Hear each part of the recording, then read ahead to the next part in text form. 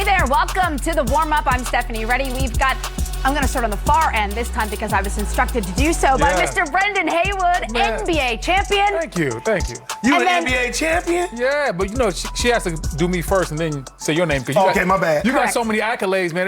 It don't seem right doing it the other way. Because we say Hall of Famer Gary Payton, but he's also the only point guard in NBA history to ever be named Defensive Player of the Year, a.k.a. the Glove. Thank you.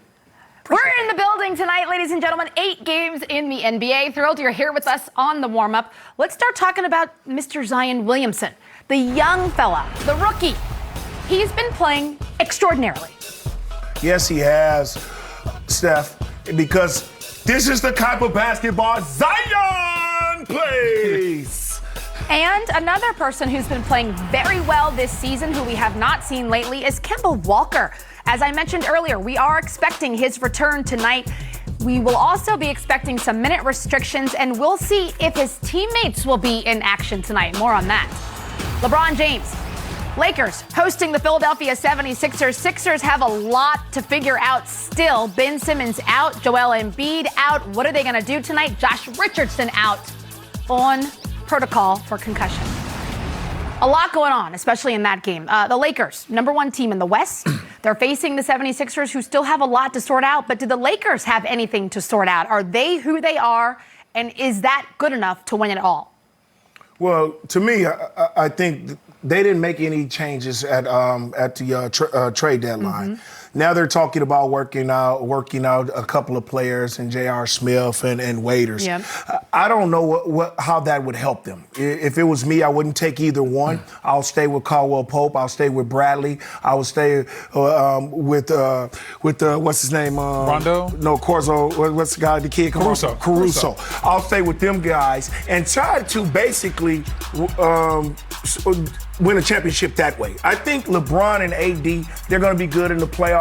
I only think one team can beat them in the playoffs to me, and I think that's the Clippers. I think they match up with them too really well. Clippers have done a good job of adding players in Jackson and Morris. Yep. So I'm just saying, I don't know what it'll do for them, B.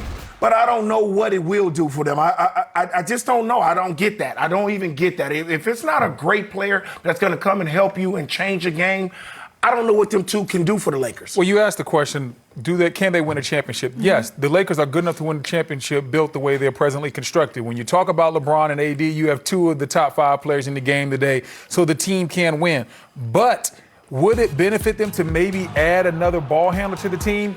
I do think so, because when you watch this Lakers ball club, when LeBron James has to rest, and GP, we got to sit him down at some point. He's 34 years old. Was he 34, 35? He's 35. He's 35 years old now. He's in his 17th season.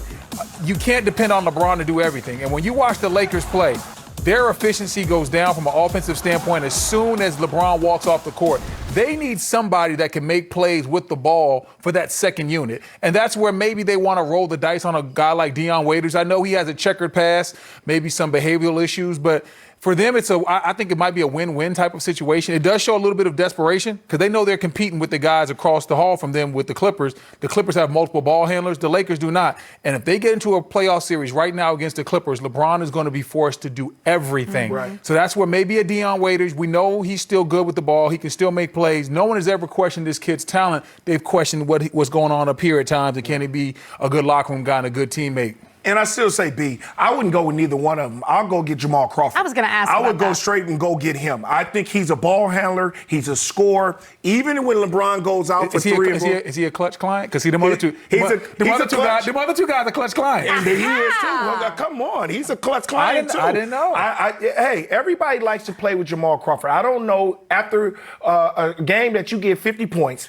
their last game, and nobody want to come and get you. I don't know what it is and what it's about him, but I think if the Lakers go and get him, he can come in for 3 and 4 or 5 minutes and give you points because he can handle the basketball, he can score the basketball, he can do other things. And then you don't need that because AD will be out there with him. All you need to give is LeBron 3 to 4 minutes of rest. Mm-hmm. That's all you need. He only needs 4 or 5 minutes of rest, I think. And then you bring him back on the floor, and then that's it. And in the playoffs, they're trying to win a championship. They're not going to sit him too long. They're going to give him some rest. Then he's going to come back in the game. You just need that player, like you said, to handle that second unit and give them some points. I think Rondo is the kind of guy that you want out there just because he can play defense and he can hold up. Safe. Yeah, and he can be a safe bet. Right. But I think Jamal Crawford would be the best bet for the Los Angeles Lakers. And I think just to clear things up, I think you were asking if he's a Clutch client, meaning Clutch, the agency that represents basketball players. And right. I think you may, Gary, have been thinking Clutch as in No, I performance. thought he's talking about Aaron Goodwin, who is my agent. No, They the same. No, I'm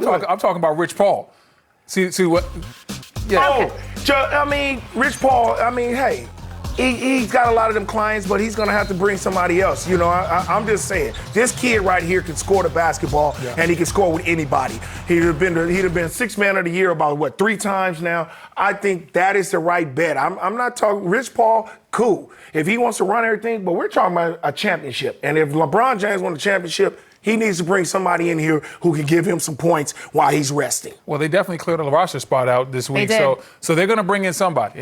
Listen, I agree with you. I think a guy like Jamal Crawford would help the team as well. And if they're not going to get Jamal, then they might have to roll the dice on Dion Waiters. He might be the best available. Well, they have someone on their roster now who is kind of up and down in their performance and also all over the place with their hairstyle choices. Okay. Oh. Kyle Kuzma has made a change, ladies and gentlemen. No more blonde for Mr. Kuzma. He is going totally dark. Wow. And I generally don't like to comment on people's personal choices. Well, I will. That's a hot mess. That's a hot mess. You going with hot mess? That's a hot mess. You didn't like it? That's a hot mess. You didn't like it? That's an ATM.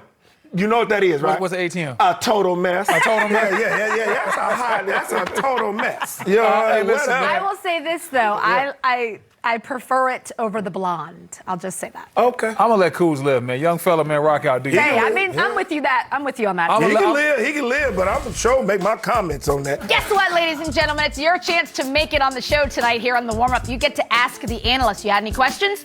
Hit us up on Twitter at NBA TV. Brendan Haywood and Gary Payton, they want to hear from you, and we want to see you on the show. We still have a lot more to talk about, including this young man, Kawhi Leonard, and the Clippers.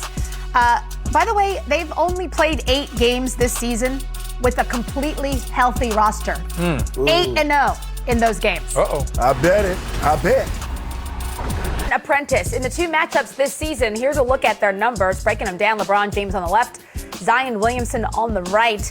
The rookie has shown very well. Yeah. But the king, after 17 years, Steve, wow.